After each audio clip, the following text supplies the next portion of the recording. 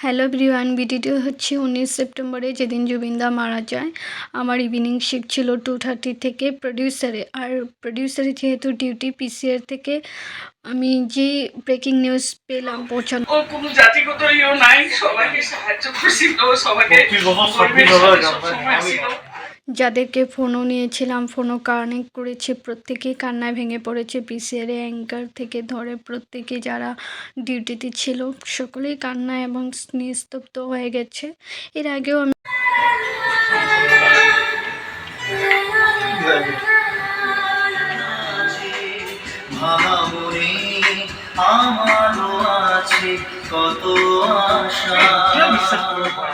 এর আগে যতবার অনেকবার আমি ব্রেকিং নিউজ পড়েছিলাম জুবিনদা অসুস্থ আইসিইউতে, কিন্তু প্রত্যেকবারই তিনি সুস্থ হয়ে যান। সেদিন সেই অবিশ্বাসযোগ্য নিউজ সত্যি হয়ে উঠল, ভাবাই যাচ্ছিল না। তারপর গোটা অসম জুড়ে যে শোকের ছায়া নেমে আসে এবং পুরো গুয়াহাটিতে সেদিন দেখা গিয়েছে যে জুবিনদার ছবি লাগিয়ে তাকে শ্রদ্ধাঞ্জলি জানানো হচ্ছে প্রদীপ জ্বালিয়ে। এটি হচ্ছে আমাদের অফিসের বিল্ডিংয়ের নিচে জুবিনদার প্রতিচ্ছবি লাগিয়ে তার সামনে প্রদীপ প্রজ্বলন করা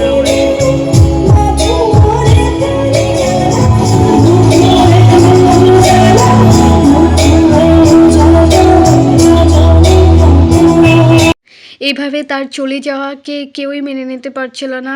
চারদিকে শুধু জুবিনদার গান এবং তারপর তিনি ভোর 4টের সময় অফিসের মর্নিং শিফটের জন্য বেরিয়ে পড়ে অফিসে গাড়ি নিতে চলে আসে, কারণ সিঙ্গাপুরের নর্থ ইস্ট ফেস্টিভ্যালে যোগ দিতে গিয়ে যে জুবিনদার মৃত্যু, সেখান থেকে মৃতদেহ দিল্লিতে আনা হবে এবং মুখ্যমন্ত্রী দিল্লি থেকে তাকে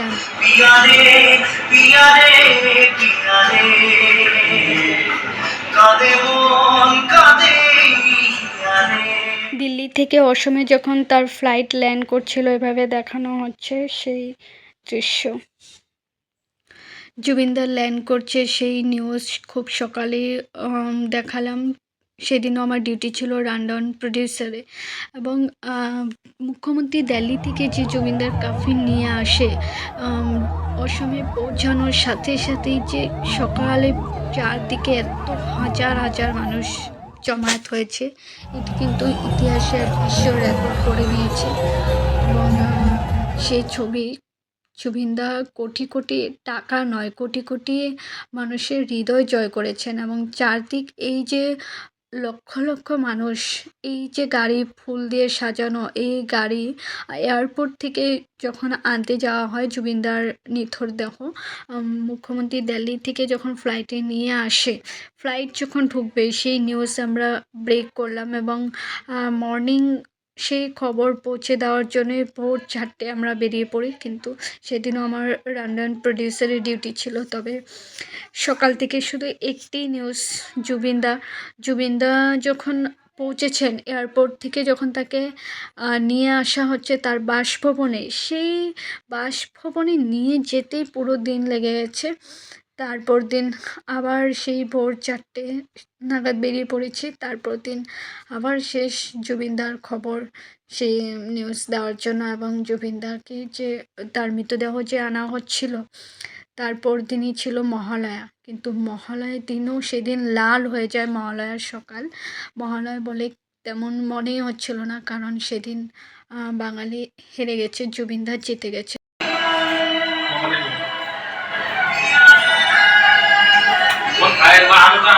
কোটি কোটি তার ভক্তের সমাগম, সারা দিন লেগে গেছে তার বাসভবনে পৌঁছাতে এবং তার কাহিলিপাড়া বাসভবনে কিছু সময় তার মৃতদেহ রেখে এরপর তাকে নিয়ে যাওয়া হয় সুরসজ্জাতে তার মৃতদেহ রাখা হয়। তারপর দিন আবার সেই ভোর 3টে নাগাদ বেরিয়ে পড়ি শেষ খবর দেওয়ার জন্য জুবিনদার, কারণ সেদিন তিনি সুরসজ্জাতে তার মৃতদেহ রাখা ছিল এবং তাকে দেখতে অগণন ভক্ত সকলেই সুরসজ্জাতে আসেন দূর দূরান্ত থেকে, বিভিন্ন জায়গা থেকে।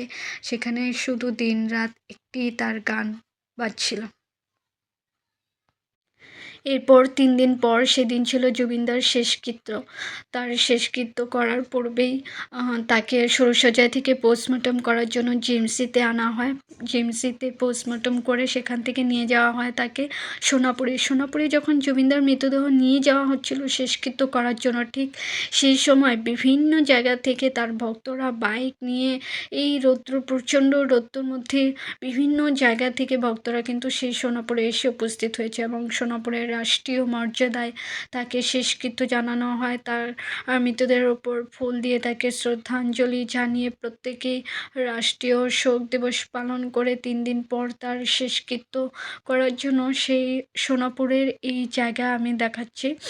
সোনাপুরের চারদিকে পাহাড়ের মাঝখানে মানে প্রাকৃতিক পরিবেশ, জুবিনদা যেহেতু গাছগাছালি পছন্দ করতেন সেই ধরনের জায়গায় বেছে নেওয়া হয়েছে। এরপর সোনাপুরে বিভিন্ন জন, তার আত্মীয় পরিজন থেকে ধরে মন্ত্রী মিনিস্টার, মুখ্যমন্ত্রী থেকে ধরে পবিত্র মার্ঘেরিটা এবং তার যে সহকর্মী, পরিচালক, সহকর্মী এবং তার বিভিন্ন, তিনি সুরকার ছিলেন, অভিনেতা ছিলেন, একাধারে গায়ক থেকে শুধু গায়ক নয়, গায়ক, সুরকার, অভিনেতা এবং সে দেখা যাচ্ছে পুলিশ বাহিনী থেকে ধরে সেখানে জুবিলি এবং তার বোন পামি বরঠাকুর যিনি মুখাগ্নি করেন, তার জুবিনদার কাকার ২ ছেলে বন এবং রাহুল গৌতম শর্মা, তিনি এই ৩ জন মিলে তারা মুখাগ্নি করেন।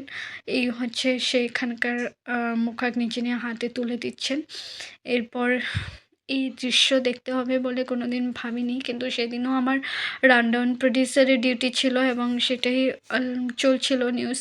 তবে এই যে পামি বরঠাকুর মুখাগ্নি করছেন, সঙ্গে তার জুবিনদার কাকার ছেলে রাহুল গৌতম শর্মা, সঙ্গে তার কাকার ছোট ছেলে মন। তারপর এভাবে রাষ্ট্রীয় মর্যাদায় তার শেষকৃত্য করা হয় সোনাপুরে। সোনাপুরে এখন সে তার শেষকৃত্যের সেই জায়গা এখন তো এক ভগবানের স্থান রূপে পরিণত হয়েছে, কারণ প্রতিনিয়ত সেখানে প্রতিদিন তার শেষকৃত্যের পরদিন থেকে প্রতিদিন নানান ভক্তরা এসে সেখানে ধূপধুনা জেলে তাকে শ্রদ্ধা জানান। এখনও চলছে, এখনও প্রতিদিনই সেখানে লোক আসা যাওয়া চলছে। এখানে মেমোরিয়াল বানানো হবে, তার কাজ চলছে। তবে জুবিনদার মৃত্যুর যে তদন্ত, এখন পর্যন্ত সেই মৃত্যুর তদন্ত চলছে। ফার্স্ট ট্র্যাক আদালতে প্রেরণ করা হয় তার সেই তদন্ত এবং সিঙ্গাপুরের যে রিপোর্ট, সিঙ্গাপুরের প্রত্যেকেই জানতে চাইছিলেন সিঙ্গাপুরে কী ঘটনা ঘটেছে, সেখানের প্রতিবেদন এবং সেখান থেকে তার সিঙ্গাপুরের আদালতের রায় জানানো হয়েছে। সেখানে রিপোর্ট অনুযায়ী তারা জানিয়েছেন জুবিনদার জলে ডুবে মৃত্যু হয়েছে, কিন্তু কেউই মেনে নিতে পারছে না। তাই পুরো ঘটনাটি ফার্স্ট ট্র্যাক আদালতে প্রেরণ করা হয়। এখনও তা জানা যায়নি, কিন্তু তিনি শুধু গায়ক নয়, 40,000-এর বেশি বিভিন্ন ভাষায় তিনি গান করেছেন। তার সৃষ্টি অবদান অসমবাসীর জন্য অতুলনীয়। তিনি অসমীয়া জাতির জন্য আইকন ছিলেন। তিনি ভারতীয় সঙ্গীত জগতে যথেষ্ট অবদান রেখে গেছেন। তিনি কোটি কোটি টাকা নয়, কোটি কোটি মানুষের হৃদয় জয় করেছেন এবং তার যে অবদান, তিনি অসমীয়া চলচ্চিত্র জগৎকে এগিয়ে নেওয়ার জন্য কাজ করছিলেন। তার সদ্য মুভি, সেখানে চলচ্চিত্রতে নিয়ে রই রই বিনালে কাজ, সেটি 31 অক্টোবর রিলিজ হওয়ার কথা ছিল, কিন্তু তার জুবিনদার সৃষ্টি এত কম সময়ে বলা শেষ করা যাবে না, সম্ভব নয়। তবে পরবর্তীতে অন্য ভিডিওতে বলবো। আজকের ব্লগটি এই পর্যন্তই।